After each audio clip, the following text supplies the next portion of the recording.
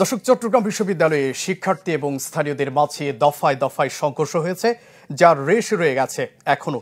সেখানে সকাল থেকে রয়েছেন সহকর্মী ইবেন মীর। সংঘর্ষের মধ্যে তিনি নিজেও দীর্ঘক্ষণ অবরুদ্ধ ছিলেন। এখন তার কাছ থেকে সরাসরি জানবো সবশেষ খবর। ইবেন।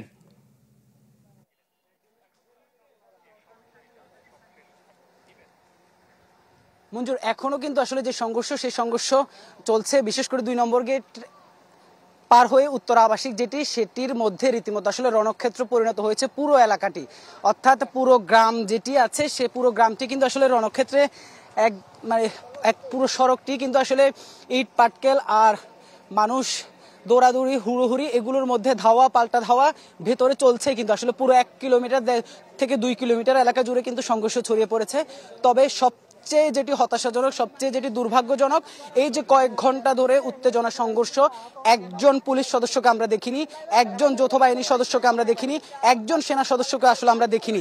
এটি আসলে কার ব্যর্থতা? এটি কি বিশ্ববিদ্যালয় প্রশাসনের ব্যর্থতা, না যে আইন শৃঙ্খলা বাহিনী বা যৌথ বাহিনী কার ব্যর্থতা? সেটি আসলে এখন পর্যন্ত বলা যাচ্ছে না। কারণ আমরা দেখেছি বিশ্ববিদ্যালয়ের উপাচার্য কামাল উদ্দিন প্রক্টর তারা নিজেরা গিয়ে দুই পক্ষকে শান্ত করে পরিস্থিতি মোকাবেলার চেষ্টা করেছিল দীর্ঘক্ষণ, এবং সেখানে এক পর্যায়ে প্রক্টর নিজে আহত হন।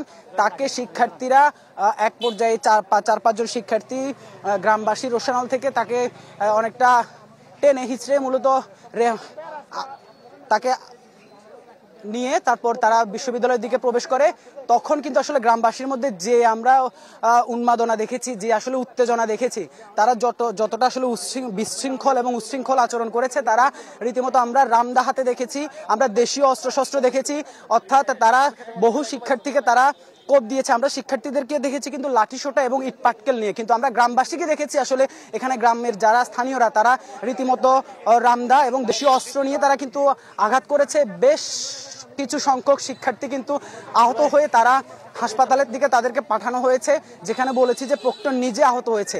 অর্থাৎ এই রণক্ষেত্র কিন্তু আসলে কালকে রাতে যখন হয়েছিল তারপর সকাল থেকে কিন্তু উত্তেজনা বিরাজ করছিল। এটি কিন্তু সকালবেলা আমরা যতটুকু শুনেছি সেনা সদস্যরা এসেছিল, তারা পরিস্থিতি কিছুটা নিয়ন্ত্রণে এনে দিয়ে তারা এখান থেকে চলে গিয়েছিল। তারপর থেকে অর্থাৎ গেল 2-3 ঘন্টা এই যে সংঘর্ষ উত্তেজনা, আমরা একজন আসলে পুলিশ সদস্য সেনা সদস্য কাউকে দেখছি না। তবে বিশ্ববিদ্যালয়ের যে নিজস্ব 2-4 জন নিরাপত্তারক্ষী তারা কয়েকটি টিয়ার গ্যাস ছুঁড়েছে, তবে সেটি আসলে একেবারে সমুদ্রের এক ফোঁটা জলের মতোই অবস্থা। তারা এক পর্যায়ে হার মেনে তারা পেছন ফিরত এসেছেন। আর এই যে পুরো সড়কটি দেখছেন আপনি, এটি একেবারে 1 থেকে 2 কিলোমিটার পর্যন্তই কিন্তু আসলে এই সংঘর্ষ ধাওয়া পাল্টা ধাওয়া ভেতরে চলছে। আমরা এক পর্যায়ে যখন আমরা এই উভয় পক্ষের সংঘর্ষের মধ্যে যখন আমরা মাঝখানে কিন্তু আসলে জঙ্গলে পড়ে যাওয়ার কারণে কিন্তু আসলে বেশ কিছু সংখ্যক শিক্ষার্থীও সেখানে ছিল, তারাও আসলে কোনোভাবে প্রায় আধ ঘন্টারও উপর তারা সেখানে নীরবে বসে থেকে, তখন আসলে পাশে থেকে যে স্থানীয়রা তারা যে তাদের যে ভাষা, তারা অর্থাৎ সাংবাদিককে খুঁজছেন, তারা সাংবাদিককে পেলে তারা সাংবাদিককেও তারা কোপাবেন, মারবেন, এমন এই যে উচ্ছৃঙ্খল শব্দ আমরা শুনেছি। তবে এই যে উচ্ছৃঙ্খল জনতাকে নিবৃত করার জন্য যেটি প্রয়োজন আইন শৃঙ্খলা বাহিনীর ব্যবস্থা, সেটি কিন্তু আসলে আমরা দেখছি না, এখন পর্যন্ত দেখছি না। আমরা পুরো বিশ্ববিদ্যালয় আমরা এই যে আপনি যতটুকু দেখছেন এখানেও আপনি কিন্তু যতটুকু ক্যামেরায় আমরা দেখাতে পারছি, এখানেও কিন্তু একজন পর্যন্ত আইন শৃঙ্খলা বাহিনীর সদস্যের উপস্থিতি আপনি দেখছেন না। অর্থাৎ কোনোভাবেই কিন্তু আসলে আইন শৃঙ্খলা বাহিনী ছাড়া এই পরিস্থিতি নিয়ন্ত্রণে আনা সম্ভব না। অর্থাৎ এক পক্ষ দুর্বল হলে তারা কিছুটা পিছু হটছে, অন্য পক্ষ তখন আবার পাল্টা ধাওয়া দিচ্ছে। এইভাবে কিন্তু আসলে চলছে, যেটি আসলে চলতেই থাকবে যতক্ষণ না পর্যন্ত প্রশাসনের উচ্চ পর্যায়ের হস্তক্ষেপ না মেলে। অর্থাৎ এই যে পরিস্থিতি, সেই পরিস্থিতি থেকে আসলে উত্তরণে কি পর্যন্ত আসলে কোথায় গিয়ে এই সংঘর্ষ থামে সেটিও আসলে বলার আর সুযোগ নেই। আর এই সংঘর্ষের উৎপত্তি মূলত কি নিয়ে, সেটি হচ্ছে মূলত গতকাল রাতে একজন নারী শিক্ষার্থী তিনি রাতে বাসায় ঢুকছিলেন, সে বাসায় গেটে দারোয়ানের সাথে তার আসলে কথা কাটাকাটি হয়, সেইখানে বাকবিতণ্ডা, তারপর শিক্ষার্থীদের হস্তক্ষেপ, স্থানীয়দের হস্তক্ষেপ, তারপর এই যে সংঘর্ষ। আমরা সকালবেলায় যখন আসলে এই সড়কে গিয়েছি তখনও দেখেছি যে আপনি নিশ্চয়ই ফুটেজে দেখতে পাচ্ছেন, আসলে আমাদের আগের পাঠানো যে ফুটেজ সেখানে দেখতে পাচ্ছেন যে কি পরিমাণ আসলে ইট পাটকেল রাস্তায় পড়েছিল।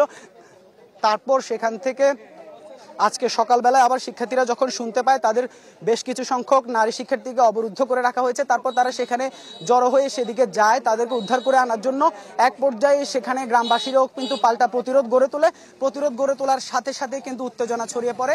তারপর বিশ্ববিদ্যালয়ের প্রভিসি কামাল উদ্দিন প্রক্টর তিনি সহ এসে তারা দীর্ঘক্ষণ চেষ্টা করেন দুই পক্ষকে নিবৃত করার জন্য, কিন্তু তারা এক পর্যায়ে হার মানার পর সেখানে প্রক্টর নিজে আহত হওয়ার পর তাকে নিয়ে চলে যায় শিক্ষার্থীরা, কয়েকজন শিক্ষার্থী। আর এছাড়া প্রভিসি কামাল উদ্দিন তিনি আসলে কোন দিকে গিয়েছেন আমরা শেষ পর্যন্ত সেটিও দেখিনি। এর মধ্যে দুই পক্ষের মধ্যে যে সংঘর্ষ সেটি শুরু হয়ে যায়, ধাওয়া পাল্টা ধাওয়া, ইট পাটকেল সেটি কিন্তু আসলে এখন পর্যন্ত চলছে, যেটি আসলে শুরু হয়েছে গেল 2 ঘন্টা যাবত কিন্তু চলছে এই সংঘর্ষ। যেমনটি বলছিলাম আসলে আইন শৃঙ্খলা বাহিনী এবং সেনাবাহিনীর উপস্থিতি ছাড়া এই পরিস্থিতি নিয়ন্ত্রণে আনা কোনোভাবে সম্ভব না। মঞ্জুর।